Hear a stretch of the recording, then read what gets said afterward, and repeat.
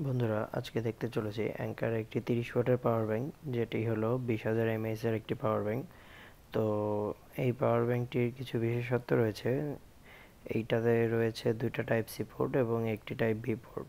তবে এইখানে যে পাওয়ার ব্যাংকটি দেখতে পাচ্ছি, এটা একদম লেটেস্ট মডেলের একটি পাওয়ার ব্যাংক। তো এই পাওয়ার ব্যাংকের সাথে বাংলাদেশের টোটালি 18 মাসের একটি রিপ্লেসমেন্ট ওয়ারেন্টি পাওয়া যায়, যেটা অন্য কোনো পাওয়ার ব্যাংক আশা করি দিচ্ছে না বলে আমার মনে হয়। তো অ্যাঙ্কার একটি ভালো ব্র্যান্ড এবং অ্যাঙ্কার চার্জার ক্যাটাগরিতে টপ লাইনেই আছে। তো এই ক্ষেত্রে আজকে একটি পাওয়ার ব্যাংক যেটি দেখতে চলেছি, সেটি 20,000 mAh এর, এবং এইটির সাথে একটি ভালো জিনিস হলো এটির কেবলটি আমরা ল্যানিয়ার্ড হিসাবে ইউজ করতে পারি।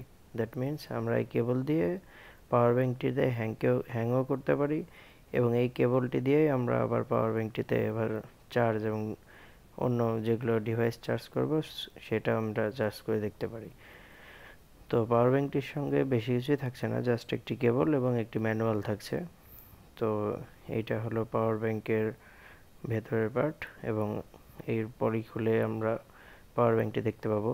পাওয়ার ব্যাংকটি দুইটি সেকশন বিভক্ত। দ্যাট মিন্স এখানে দুই রকম কালার দেখা যায়। একটি পোর্শনে রয়েছে গ্লসি পার্ট, এবং বাদবাকি টোটালটাই রয়েছে হচ্ছে ম্যাট ব্ল্যাক কালারের।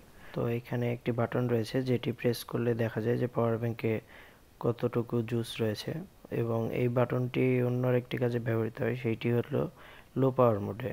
সো এই বাটনটি যখন দুইবার প্রেস করা হবে, তখন এই পাওয়ার ব্যাংকের ডিসপ্লেতে একটি গ্রিন কালারের ডট দেখা যাবে। তো সেই গ্রিন কালারের ডটটির কারণ হচ্ছে আমরা যেরকম স্মার্ট ওয়াচ অথবা নেক ব্যান্ড বা ইয়ারফোন যেগুলো রয়েছে লো লো পাওয়ার চার্জ দেওয়ার জন্য বা বাটন ফোন চার্জ দেওয়ার জন্য আমরা এটা ইউজ করতে পারি। যদিও সেইখানে হচ্ছে মাইক্রো ইউএসবি কেবল প্রয়োজন হবে, টাইপ বি থেকে মাইক্রো ইউএসবি কেবল অথবা টাইপ সি থেকে মাইক্রো ইউএসবি কেবল দিয়ে আমরা যে কোনো ডিভাইস চার্জ করতে পারি। তো এই